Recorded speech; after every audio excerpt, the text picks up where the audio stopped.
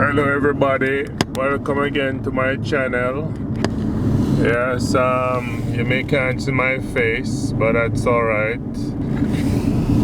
I'm camera shy today, driving in my vehicle while I make this video. I want to say something to us on a religious matter. Did you know that there are many people who go to church, and most of them, they don't accept the Bible in its entirety. Most of them accept what their denomination has taught them, and so when they read the Bible, they read it with a denominational eyeglass. I was talking to an elder, Seventh-day Adventist elder, and I showed him Genesis chapter 2 and verses 8 and 9, where it shows that during the creation of the world, the Bible says that God made some trees. God made some trees, and when he made the trees, he placed Adam and Eve in a garden beside those trees. There were three types of trees. The first type of tree was the tree for food that they were to eat from to sustain their life. The second type of tree was the tree of life, which the Bible says was in the midst of the garden. Don't know if that means middle.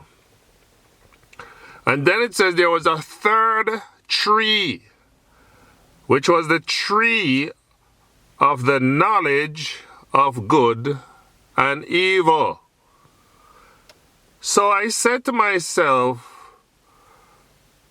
it seems as if God made a tree of good and evil. No, I didn't say, well, let me not put it that way that I say to myself. It is obvious, I should say, that God made a tree of good and evil, and he made a tree for food, and he made a tree for preserving life. But when I showed this to the elder, he says, no, God did not make evil. And I read the verse to him over and over, and I also pointed him to a verse in Isaiah 45 verse 7 that says, I, the Lord, I form the light, I create darkness, I also create evil. And the gentleman, even though he sees those two verses, he will not accept that God created evil. However, before anybody jumps to conclusion, God created evil, but evil was not supposed to be touched. Evil was not supposed to be known. Evil was to be not to be exposed and experienced. That is why he said to them, you can touch all the other trees except the tree of good and evil. So God made that tree in my little feeble understanding. However, he made it for us not to touch. He told them don't touch it. It's just like you may have a child and you have a grenade or you have a gun in your home. You say to that child, don't go in my room, don't touch that grenade or don't touch that gun. If you do, it will kill you. It will explode, or you may end up shooting yourself and hurting yourself. But here comes the neighbor who comes along and say, don't listen to what your parents said. Listen to me. Your parents don't want you to know what a grenade looks like. Your parents don't want you to know what a gun looks like. Don't listen to them. You go ahead and you touch or you play with that grenade. And instead of listening to their parent, they listen to the neighbor. Same thing with God. God told them not to touch it because he did not want them to experience it. He did not want us to live in a world of good and evil. And so, God is not responsible for the effects of evil, but God is responsible for creating evil. And the Bible says that. Read it in Genesis 2 verse 9 and read it over and over and over again and see if I'm lying. God created some trees, the Bible says, Genesis 2:9, and one of them was the tree of good and evil. So God created evil, however, not to be experienced. It's just like, let me put another example. Man created the nuclear bomb, but man, without touching that button, the nuclear bomb is just innocent. It will not do any harm. It's just sitting there. For years upon years, we've been living with the nuclear bomb. And you're not supposed to go and press that button that will launch the bomb. So the same interpretation I have of this text that says God made a tree of good and evil, and it would have been sitting there, we would still live in a world of bliss and goodness. But lo and behold, the devil came along and said, God don't want you to know good and evil. So God told you not to touch it. But I say to you, you must touch it. And so I've been talking with this elder, Seventh-day Adventist elder, and the man cannot accept that God create this thing. He says it's the devil. But the Bible doesn't tell you that the devil was involved in creating